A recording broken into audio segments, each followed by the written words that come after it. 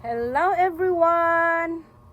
Nasubukan nyo na ba itong Botox Keratin Oil? Mga lola, mga ate, mga tita, mga mami, mga nanay, mga ladies dyan, mga estudyante. Nasubukan nyo na ba itong Botox Keratin Oil? Enhancing oil for the hair.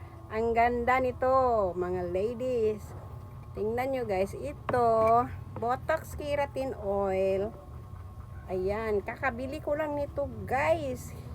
Ganyanin mo sa anit mo. Ayan, para magkaroon ng nutrients ang ating mga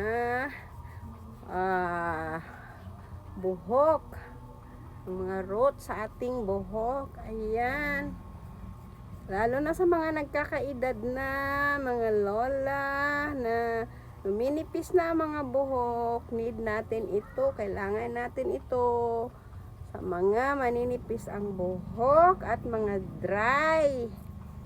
Ayan, alam nyo ba, kakagamit ko lang ito pero ang laki na ng pinagbago. Hindi pa nga ako nangangalahati. Ayan o, hindi pa ako nangangalahati. Pero ang ganda na ng result. Ngayon, ito naman, Botox Moroccan Oil.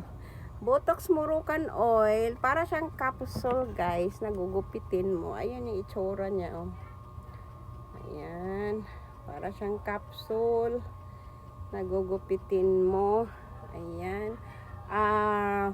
Multivitamins for the hair, multivitamins hair serum.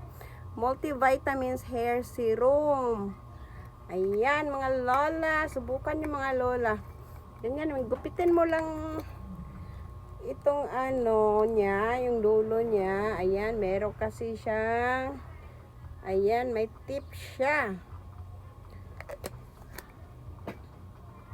Ayan, gugupitin mo lang yung dulo niya, yung tip niya. Tapos, lagay mo sa palad. Ayan.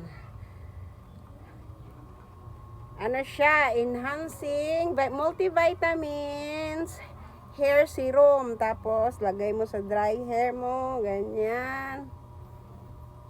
Ganyan, guys. Ganyan, mga lola.